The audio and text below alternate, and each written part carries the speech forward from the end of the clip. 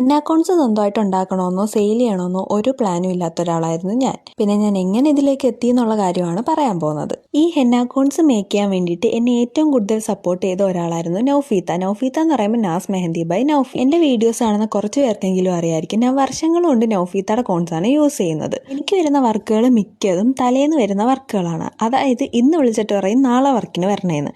അങ്ങനെയുള്ള വർക്കുകളായതുകൊണ്ട് തന്നെ സമയത്ത് കോൺസ് തരണേന്ന് പറഞ്ഞാൽ പോലും ആൾ എൻ്റെ അടുത്ത് ഒരിക്കലും നോ പറഞ്ഞിട്ടില്ല.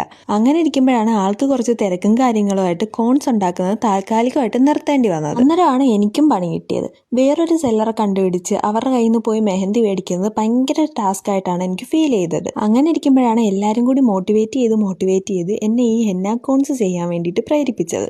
അതിൽ ഏറ്റവും കൂടുതൽ മോട്ടിവേറ്റ് ചെയ്ത ഒരാൾ നൗഫീത്ത തന്നെയായിരുന്നു. മിക്കുള്ള ആൾക്കാർ ഇഷ്ടപ്പെടാത്തൊരു കാര്യമാണ് വേറൊരാൾ അവരുടെ ഫീൽഡിലേക്ക് വരുന്നത്.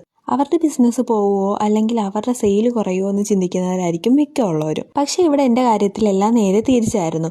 എന്നെ അക്കൗണ്ട്സ് എങ്ങനെ ഉണ്ടാക്കണം, എന്തൊക്കെ കാര്യങ്ങൾ ശ്രദ്ധിക്കണം എല്ലാം എനിക്ക് പറഞ്ഞത് നൗഫീത്ത ആയിരുന്നു. എൻ്റെ ഈ മെഹന്തി ജേർണിയിൽ എനിക്ക് കിട്ടിയ ഏറ്റവും വലിയ ബ്ലെസ്സിങ്സ് ആയിരുന്നു നൗഫീത്തയുടെ ഫ്രണ്ട്ഷിപ്പ് എന്ന് പറയുന്നത്. ഫ്രണ്ട്ഷിപ്പ് മാത്രമല്ല, ഞങ്ങളിപ്പോൾ ഒരു ഫാമിലി പോലെയാണ്. നമ്മുടെ ലൈഫിൽ ഇങ്ങനെയും ചിലരുള്ളത് ഏറ്റവും വലിയ കാര്യം തന്നെയാണ്. ആരൊക്കെ നമ്മുടെ സെയിം ഫീൽഡിലേക്ക് വന്നാലും അല്ലെങ്കിൽ ആരൊക്കെ നമ്മളെക്കാട്ടി മുമ്പേ എത്തിയാലും നമുക്ക് കിട്ടാനുള്ളതൊക്കെ നമുക്ക് തന്നെ കിട്ടും. നമുക്കറിയാവുന്ന കാര്യങ്ങൾ നമ്മൾ വേറൊരാൾക്ക് പറഞ്ഞു കൊടുക്കുന്നതിൽ ഒരു തെറ്റുമില്ല. അപ്പം ഞാൻ ഇങ്ങനെയാണ് എന്നെ അക്കൗണ്ട്സ് മേക്കിങ്ങിലേക്ക് വന്നത്. അപ്പം ഇന്നത്തെ വീഡിയോ ഇത്രയേ ഉള്ളൂ. ഇഷ്ടപ്പെട്ടാൽ ലൈക്ക് ചെയ്യണം, ഷെയർ ചെയ്യണം, കമൻറ്റ് ചെയ്യണം, പിന്നെ ഫോളോ ചെയ്യാൻ മറക്കല്ലേ.